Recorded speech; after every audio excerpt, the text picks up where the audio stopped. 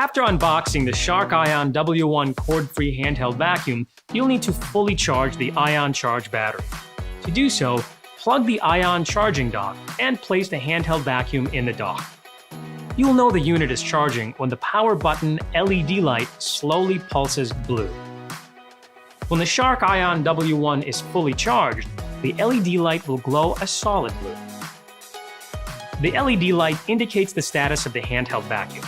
If the light is quickly flashing blue, the battery needs to be charged. Simply place the handheld vacuum on the Ion charging dock.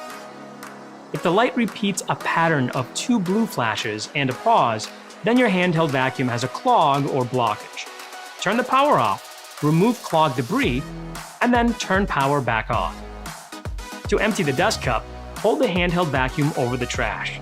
Press the release button to empty the debris with a single touch. Close the dust cup and return to cleaning or charging.